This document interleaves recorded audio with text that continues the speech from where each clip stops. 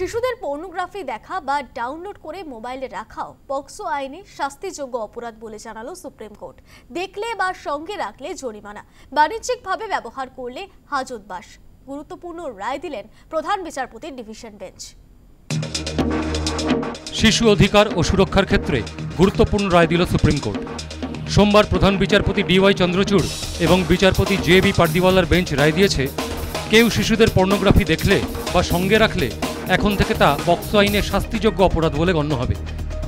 সম্প্রতি মাদ্রাজ হাইকোর্ট এই সংক্রান্ত একটি মামলায় নির্দেশ দিয়েছিল, শুধুমাত্র চাইল্ড পর্নোগ্রাফি দেখা কিংবা ডাউনলোড করে মোবাইলে রাখা পক্সো অথবা তথ্যপ্রযুক্তি আইনে অপরাধ বলে গণ্য হবে না।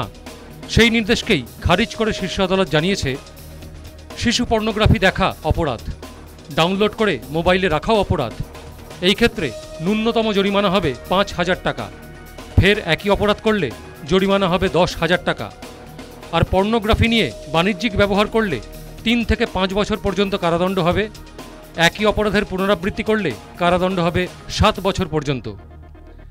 এই রায় শিশুদের অধিকার রক্ষার ক্ষেত্রে অত্যন্ত গুরুত্বপূর্ণ বলে মত জাতীয় শিশু সুরক্ষা অধিকার কমিশনের।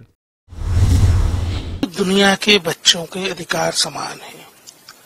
हो सकता है कि किसी के पास कोई ऐसी सामग्री आए जिसमें बच्चे भारत के ना हो। हमारा अनुभव यह कहता है कि ऐसे बहुत सारे मामले हैं जिनमें बच्चे जो विक्टिम है वो भारत के नहीं है। उसके बावजूद अगर बच्चे से संबंधित कोई भी यौन शोषण की सामग्री है तो पुलिस को रिपोर्ट करना और मोबाइल से या अपनी डिवाइस से हटाना बेहद जरूरी है। इसमें उतना ही आवश्यक पुलिस को रिपोर्ट करना भी है। মাদ্রাজ হাইকোর্টের নির্দেশকে একটি বড় ভুল বলেও উল্লেখ করেছে শীর্ষ আদালত।